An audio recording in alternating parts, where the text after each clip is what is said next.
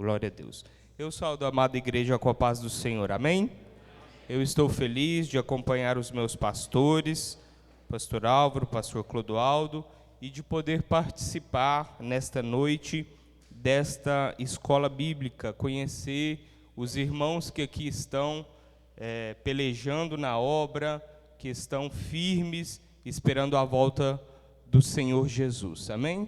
Prazer, pastor Elias, o irmão David Robert, ele é meu xará, e estou muito feliz nesta oportunidade. Meus amados irmãos, quinta-feira eu estava em um culto, e eu até comentava ontem com o pastor Clodoaldo a respeito da revelação e a criatividade que o obreiro precisa ter ao receber a palavra de Deus, ao receber a palavra para ministrar a palavra de Deus.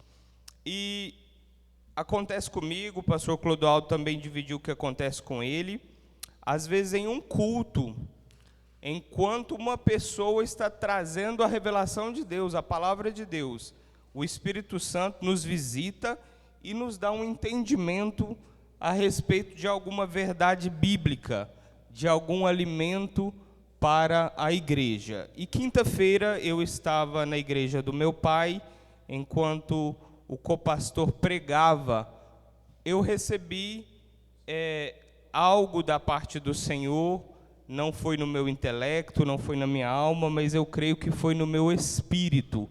E eu gostaria de compartilhar. No momento eu fiquei um pouco sem entender, mas quando cheguei em casa recebi o convite do pastor Álvaro.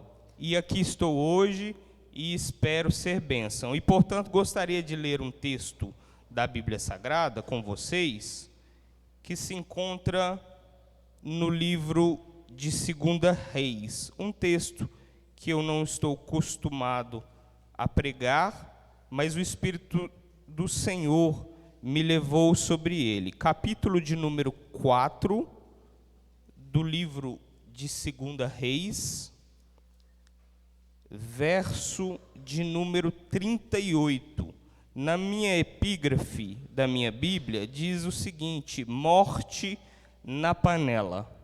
É um texto muito conhecido, né? Nosso, não é verdade?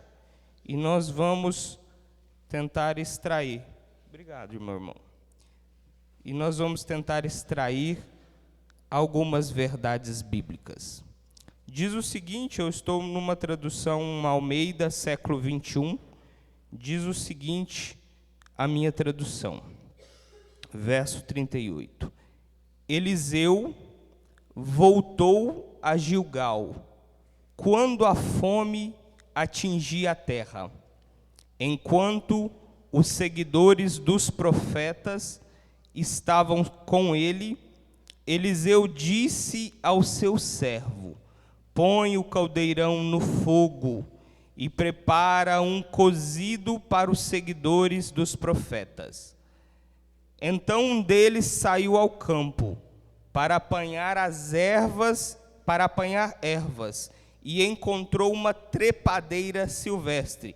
Talvez na sua Bíblia esteja escrito parra brava. Ele colheu de seus frutos, enchendo sua capa. Quando voltou, picou-os no caldeirão do cozido, sem saber o que era. Depois serviram aos homens, e quando eles provaram o cozido, gritaram: ó homem de Deus, a morte na panela. E não puderam mais comer. Verso de número 41. Mas Eliseu disse: trazei farinha. Ele a despejou na panela e disse: servi aos homens para que comam. E já não havia mais perigo no caldeirão. Quem pode dizer amém? Meus amados irmãos, quando eu li esse texto, na quinta-feira, o Espírito Santo dizia ao meu coração a respeito da fome que atingia aquela terra. Eu me lembrei que no livro de Ruth, a Bíblia vai dizer no capítulo 1 que houve também uma fome na época de Elimeleque, quando ele resolveu sair da terra de Belém de Judá e se dirigir à terra dos estrangeiros. E a Bíblia diz que ele saiu de Belém de Judá naquela época por conta da fome. E nós sabemos que Belém significa casa do pão. E a primeira coisa que o Espírito Santo dizia para mim é que não pode haver fome na casa do pão. E muitas vezes nós encontramos igrejas, encontramos pequenas e grandes igrejas, onde não há alimento para matar a fome, aonde o alimento ele tem se tornado escasso, aonde o povo está em busca de uma sã doutrina, de uma doutrina que gere firmeza espiritual, que gere estrutura, que gere alicerce suficiente para que os crentes, para que os fiéis possam permanecer, mas não há. E num segundo plano, existem nas nossas casas também uma fome generalizada, muitas vezes. Muitas vezes a palavra de Deus ela tem sido escassa. O pão do céu tem se tornado escasso nas nossas casas. E tem se tornado escasso nas nossas casas porque a palavra tem se escasseado da nossa boca. Nós somos os propagadores da palavra, os compartilhadores da palavra, como nós aprendemos ontem com o pastor Isaac. Mas por conta de nós não estarmos envolvidos no compartilhamento da palavra, muitas vezes temos deixado de servir o alimento necessário nos nossos lares. E é pior quando não existe no lar e nem na igreja. E nós precisamos nos atentar para isso, porque nos dias que estamos vivendo, se nós nos deixarmos levar pelas inovações, nós vamos encontrar cultos inteiros aonde não se vê a palavra de Deus sendo pregada, aonde não se vê as escrituras sendo examinadas. Muitas vezes nós queremos, na correria dos nossos cultos, dar mais ênfase a coisas que não têm a primazia da parte de Deus. Quando nós olhamos para o Novo Testamento, nós encontramos apenas Jesus cantando um hino.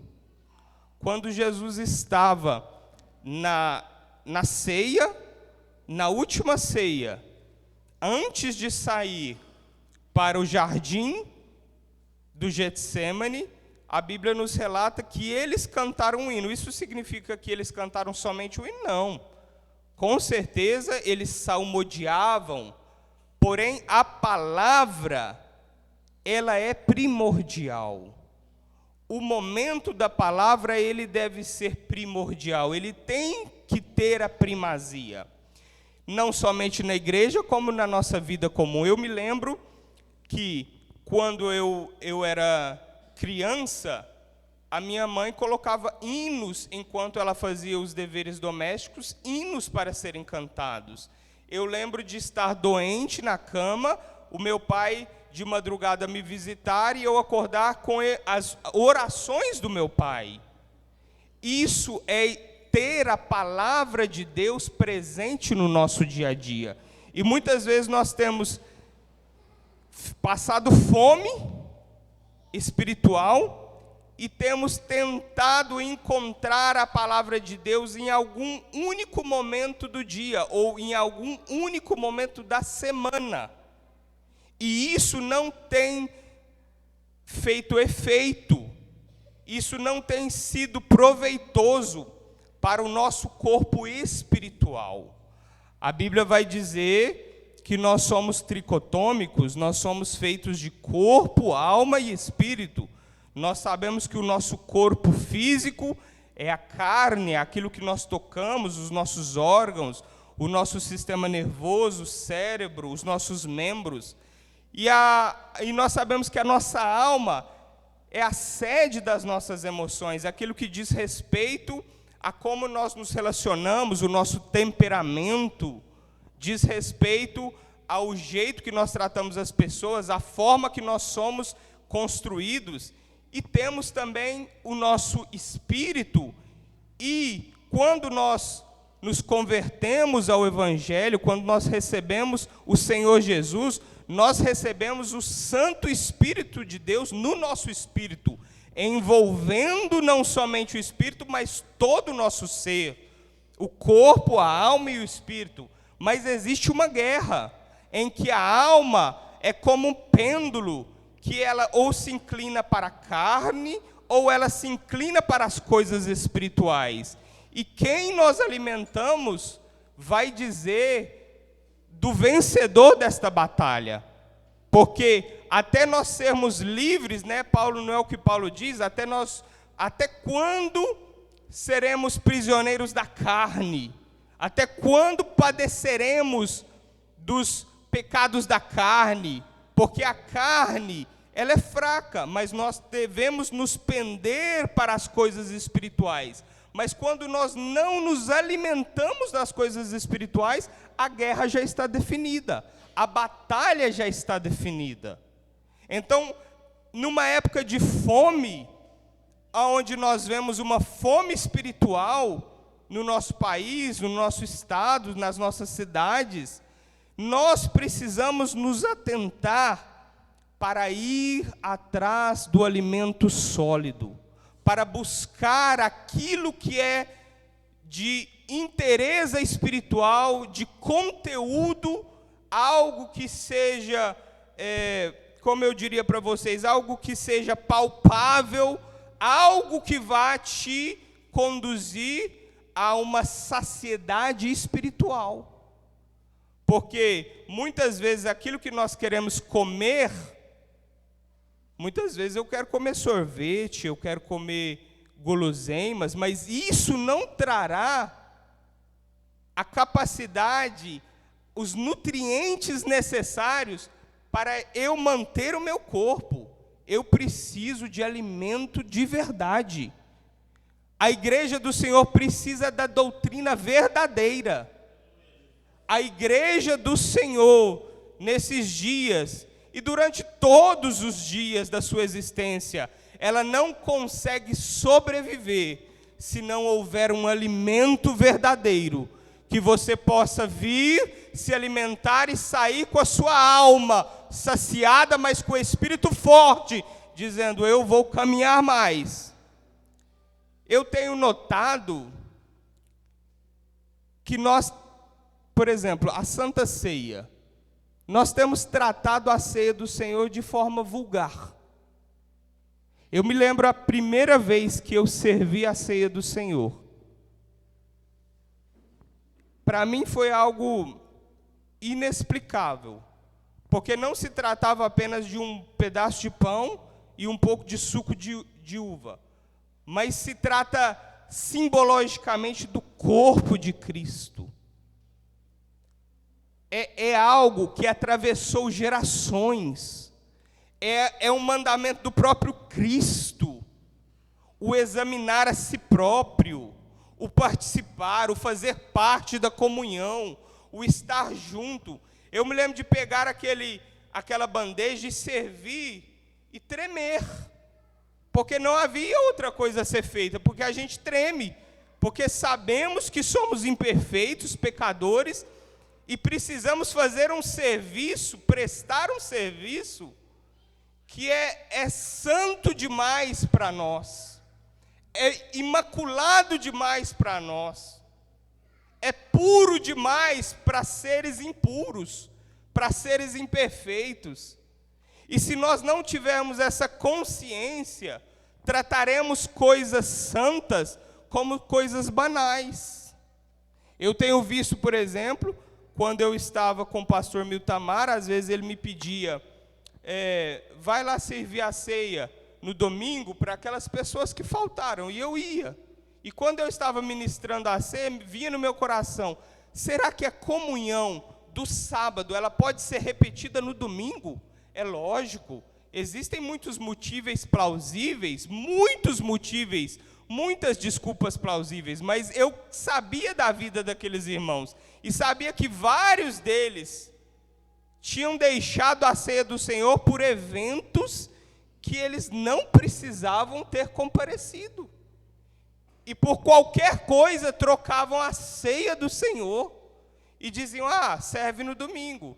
E aquela comunhão que nós tínhamos em 1 hora, podia ser repetida em 5, 10 minutos.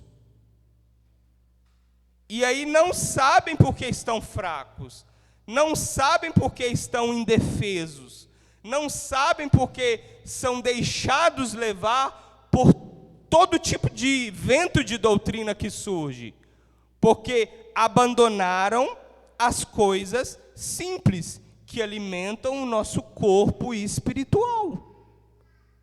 E ao trazer muitas inovações e agregados, que às vezes até atraem as pessoas, mas não fazem essas pessoas que são atraídas criarem raízes, criarem colunas, criarem estruturas sólidas dentro do corpo de Cristo.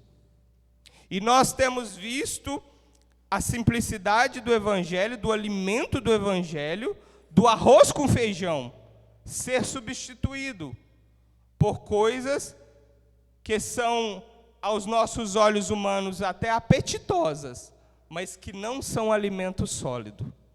Quem está me entendendo aqui? Amém? Eu quero continuar aqui, eu não tenho muito tempo. A Bíblia vai dizer que nessa terra onde surgiu a fome, um deles saiu ao campo para apanhar ervas. Eu estava lendo esse texto e eu escrevi aqui: basta que um saia para fora para trazer o veneno para dentro da igreja. Eu vou repetir: basta que um saia para fora para trazer o veneno para a igreja.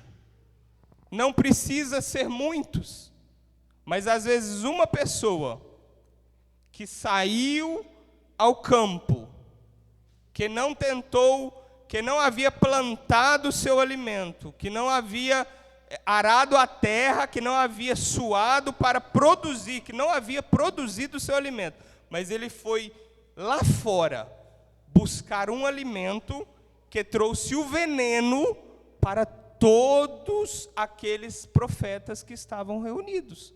Eles eram o quê? Profetas. Mas um saiu. A unidade que o pastor Álvaro comentou fala a respeito disso. Vocês sabem que às vezes uma muralha muito grande e muito resistente, ela pode vir abaixo com pequenos buracos que se abrem nela, com buracos que são abertos e que no seu devido tempo de manutenção não são tampados, com brechas que são abertas, que no seu devido tempo não são tampadas. Grandes igrejas foram destruídas, porque às vezes uma pessoa trouxe uma doutrina de fora, que para todos pareceu um alimento bacana, um alimento bom, mas que no final se mostrou veneno, que no final se mostrou que era veneno para aqueles profetas. Meus irmãos, lá fora está cheio de veneno. Muitas vezes lá fora está cheio de veneno. E nós precisamos ter a sabedoria, porque a unidade, ela não fala de estarmos sempre juntos, mas a unidade, somos unidos mesmo quando não estamos congregando, mas nós iremos caminhar pelas ruas dessa cidade, nós iremos conversar com pessoas, nós iremos participar da vida cotidiana dessa cidade, até porque nós somos chamados para influenciar esta cidade. Mas é necessário saber quando estamos colocando no nosso coração algo que não vem da sã doutrina, algo que não vem da palavra de Deus, algo que é um veneno, e não somente para você, mas para a sua família e para a sua igreja. O que você tem colocado no seu coração?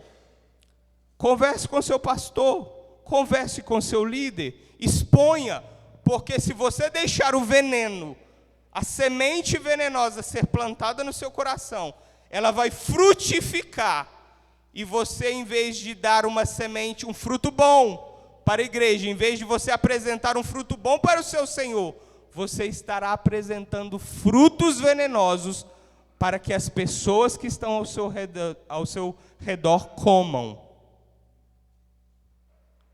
O pastor Isaac ontem, ele falou da teologia liberal. E nós sabemos que na década de 20, um dos precursores da teologia liberal, um teólogo chamado Karl Barth. Inclusive eu já li algum livro dele, tem coisas que são boas, mas algumas coisas parecem ser boas, mas são venenosas.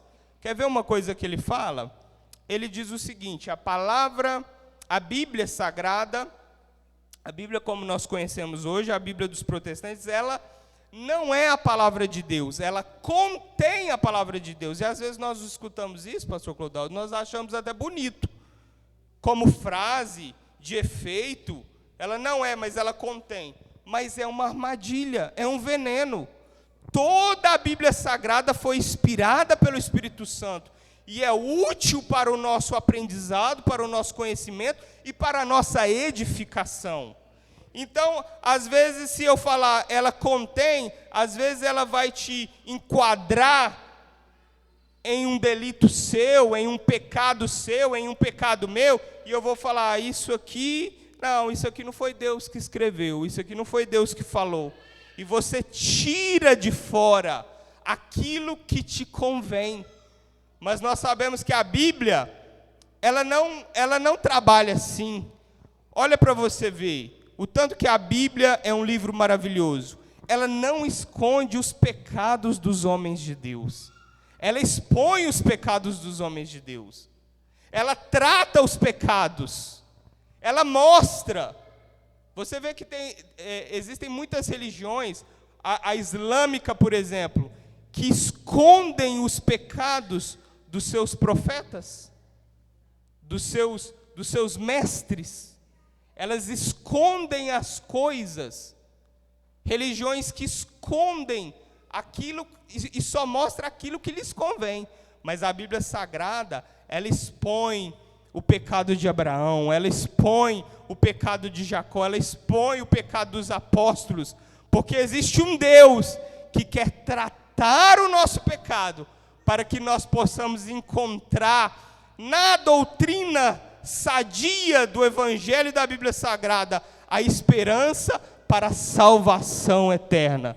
Não existe nada melhor, meus irmãos, do que nós entrarmos na igreja sabendo que nós somos salvos, ter a certeza da salvação, sermos tratados, sermos expostos, mas sermos sarados, porque toda ferida que não é sarada, um dia ela abre.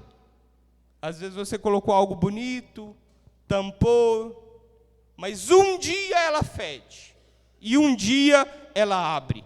Mas quando ela foi tratada, fica apenas a cicatriz, para que você se lembre que a Bíblia Sagrada, que o Deus que nós servimos, Ele trata, mas Ele sara, e Ele nos dá oportunidade de congregarmos em unidade, e saber que Ele está preparando morada no céu, para nos levar para lá. Essa é a nossa esperança. E é maravilhoso, não é mesmo? É algo maravilhoso. E eu leio aqui na minha Bíblia: eles colheram sem saber o que era. Muitas vezes nós temos feito isso, colhendo coisas sem saber o que são. Colhendo doutrinas, o pastor Isaac comentou ontem sobre o calvinismo, colhendo doutrinas sem estudar a fundo o que são. Quem escreveu? De onde vem? O que aconteceu? Quais igrejas aderiram a essas teologias? o que aconteceu com essas igrejas, o que a historicidade da igreja vai dizer, o que os pais da igreja vão dizer, doutrinas que o apóstolo Paulo combatia, que já está sendo combatida pela própria palavra do Senhor, que muitas vezes não são analisadas, não são estudadas, não são apreciadas da maneira e da forma como deveria ser, e são colhidas por nós, são aceitas por nós, né? Ou até mesmo críticas. Eu gosto de escutar muita gente. Eu pretendo atingir maturidade para ouvir. Mas, por exemplo, o presidente de uma igreja famosa que tem um grande canal no YouTube, ele chacota da Assembleia de Deus. Eu disse para mim mesmo, não quero mais ouvir, porque eu tenho respeito pela igreja dele, mas ele não tem respeito pela minha igreja, pela minha história, pela história dos pais, pela história dos homens de Deus que com suor e lágrimas trouxeram essa igreja até aqui. Então, será que me convém ouvir isso? Fazer chacota com a minha igreja? Não. Então, vou deixar de ouvir, porque analisei e ouvi o que era. Não quero colher sem saber o que é. Não quero colocar dentro da minha mente e dentro do meu coração aquilo que eu não sei o que é. Aquilo que eu não tenho certeza que vai fazer bem para a minha alma, para o meu corpo e para o meu espírito. E a Bíblia vai dizer que eles gritaram: ó homem de Deus, a morte na panela, e não puderam mais comer. Não puderam mais comer. É interessante que quando eles comeram, o sabor denunciou o veneno. O sabor daquela comida denunciou que era uma comida venenosa. Eu quero te dizer nesta noite, meu amado irmão, minha amada irmã, o Espírito Santo de Deus é o único que pode discernir os sabores das comidas que nós estamos comendo. Nós precisamos do Espírito Santo para ter discernimento desses alimentos, porque se nós não tivermos o Espírito Santo do Senhor, nós iremos comer e nós não iremos gritar: há morte na panela. Mas se houver morte na panela, é necessário gritar. Gritar para quê? Para simplesmente denunciar? Não. Mas gritar para pedir socorro, para pedir ajuda. O Espírito Santo quer que você se posicione, para que caso você tenha comido uma comida venenosa, uma comida estragada, uma teologia que não lhe convém, uma doutrina que não seja sã, que não seja doutrina sadia, você possa gritar e pedir socorro aos seus pastores, aos seus líderes, dizendo: existe veneno nesta comida que nós comemos. Porque se você não gritar, você vai morrer com esta comida. Você pode vir ao óbito espiritual com esse alimento. Você pode vir se distanciar da casa do Senhor por não pedir socorro do veneno que você distinguiu através do sabor deste alimento. E o Espírito Santo, nesta noite, ele está falando com corações aqui, para discernir os sabores que você tem comido, os sabores que você tem se deleitado, os sabores que você tem colocado dentro da sua casa, os alimentos que você às vezes vem comendo e que você pode ter dúvida, e você está até com uma dúvida. Mas nesta noite o Espírito Santo quer te dar certeza, para que você peça ajuda, para que você peça socorro, para que você peça alívio do céu, para te libertar desta comida.